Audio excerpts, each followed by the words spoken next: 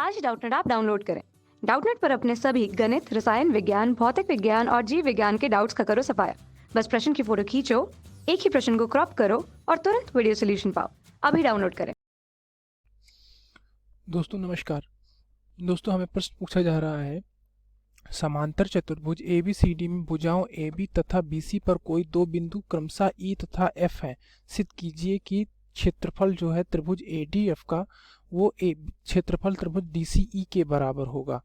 और दोस्तों ये हमें दिया हुआ है, यहाँ से त्रिभुज यहाँ पर है, ये ABCD एक त्रिभुज है, जो क्षमा कीजिए एक चतुर्भुज है। ABCD एक चतुर्भुज है और इसमें हमें AB दिया हुआ है, यहाँ पर F ये बिंदु है F और ये बिंदु है E। तो इन दो बिंदुओं को यानी कि DEC और AFD इनको मिला दिया गया है। और उसके बाद हमें यही सिद्ध करना है कि जो त्रिभुज है हमारा ये DEC इसका मान AFD के बराबर है। तो हम इसके लिए कुछ रचनाएं कर लेते हैं। सर्वप्रथम हम F से CD के समानांतर एक रेखा खींचते हैं और फिर E से AD के समानांतर एक रेखा खींचते हैं। तो सर्वप्रथम हम F से CD के समानांतर एक रेखा खींच लेते हैं दोस्तों। तो ये रेखा हमने खींच ली CD के समानांतर। ठीक है दोस्तों, ये मिला दिया यहाँ से। मान लिया कि यह बिंदु है हमारा G, मान लेते हैं इसे। अगर यह बिंदु G हो गया तो अब हम अपना ध्यान केंद्रित करेंगे यहाँ पर चतुर्भुज ABFG में। चतुर्भुज ABFG क्या होगा? एक समांतर चतुर्भुज का, क्योंकि AB और FG एक दूसरे के समांतर हैं और AG और BF तो समांतर थे ही। और उसी तरह से GF और GFCD एक समांतर चतुर्भुज बनेगा, यानी कि ये दोनों रेखाएं समानांतर हैं और फिर ये दोनों रेखाएं समानांतर हैं।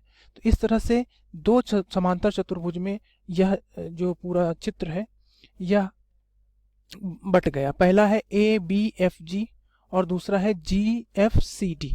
ठीक है, अब हम सबसे पहले चतुर्भुज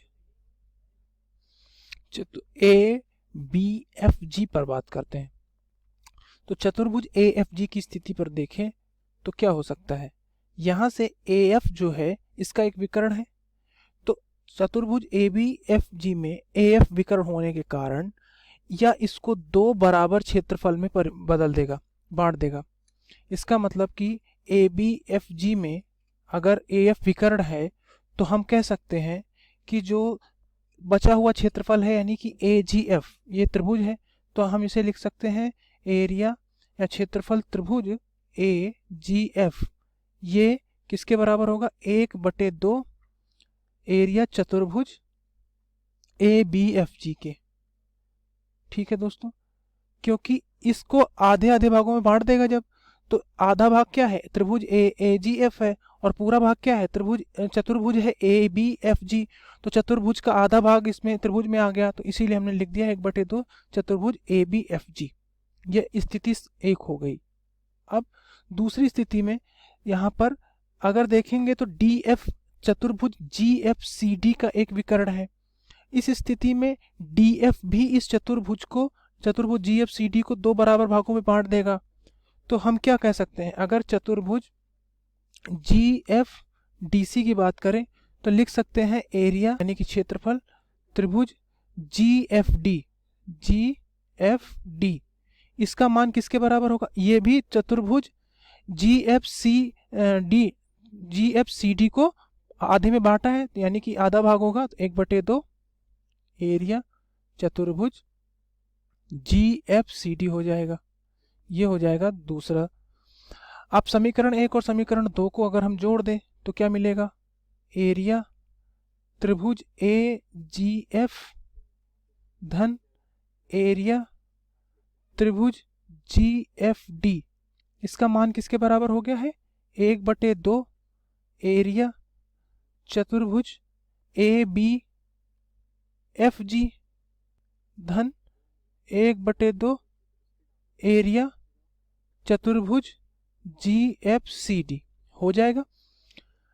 अब दोस्तों AFG, इसको इस संरचना को देखिए, AFG और फिर GFD, क्या हम इन दोनों के योग को ये नहीं लिख सकते त्रिभुज AFD?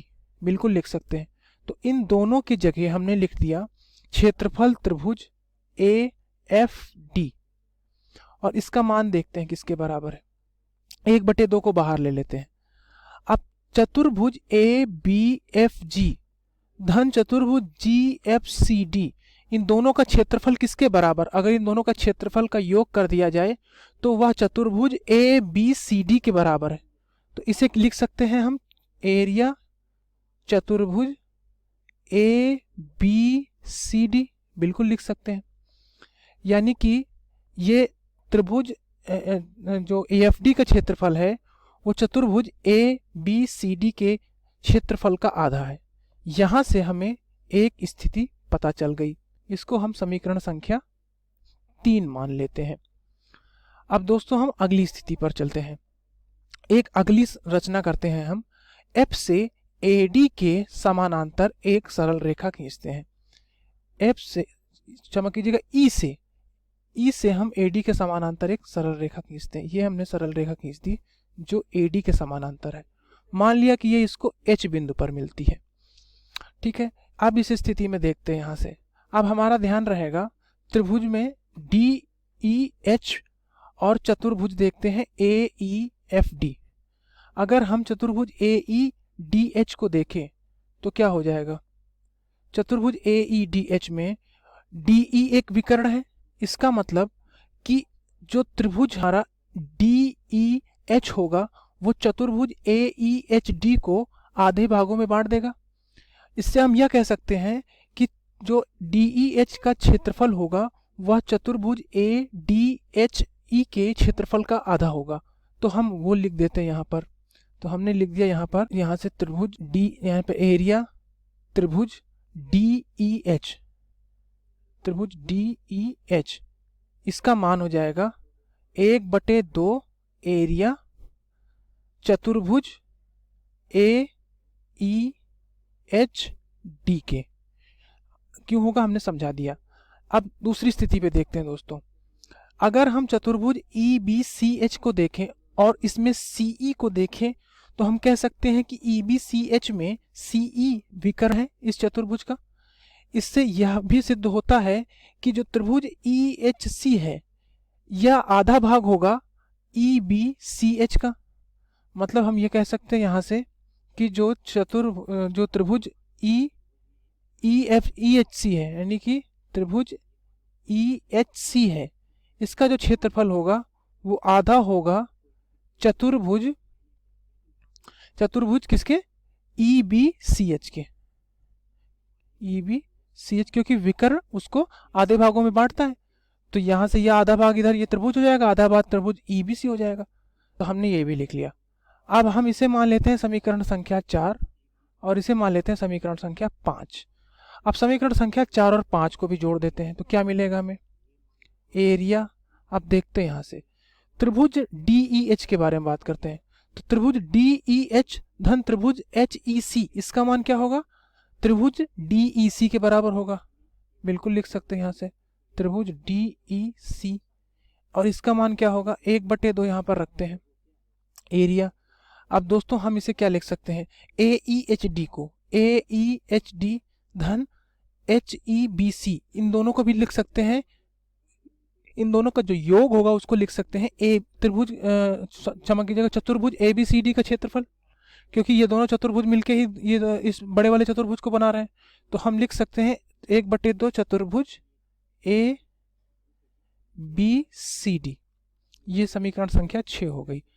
अब समीकरण संख्या हम देखें अगर 3 और 6 को, अगर यहाँ पर त्रिभुज संख्या एरिया त्रिभुज AFD जो है वो बराबर है 1/2 एरिया चतुर्भुज ABCD के, और एरिया त्रिभुज यहाँ पर एरिया त्रिभुज DEC जो है वो बराबर है 1/2 एरिया ABCD के।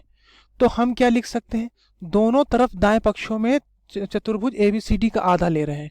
इससे हम क्या लिख सकते हैं? बाएं पक्ष में क्या हो जाएगा? बाएं पक्ष वाले भी तो पक्ष बराबर होंगे, क्योंकि त्रिभुज AFD का क्षेत्रफल है त्रिभुज ABCD के क्षेत्रफल का आधा, त्रिभुज DEC का क्षेत्रफल है चतुर्भुज ABCD के क्षेत्रफल का आधा। तो इन दोनों का क्षेत्रफल अगर बराबर है, तो इसको हम ऐसा नहीं लिख सकते कि त्रिभुज एरिया, यानी कि एरिया त्रिभुज AFD ये बराबर होगा एरिया त्रिभुज DEC के। बिल्कुल हो जाएगा। तो दोस्त हो जाएगा। और दोस्तों हमसे यही सिद्ध करने के लिए तो बोला जा रहा है, तो हमने इसे सिद्ध कर दिया कि त्रिभुज AFD का क्षेत्रफल बराबर है त्रिभुज DEC के क्षेत्रफल के बराबर। धन्यवाद दोस्तों। कक्षा 6वीं से 12वीं से लेकर नीट, IIT, JEE वो एडवांस के लेवल तक 1 करोड़ से ज्यादा छात्रों का भरोसा। आज ही डाउनलोड करें डाउटनेट ऐप या व्हाट्सएप करें अपने सारे डाउट्स 8400 400 400 पर।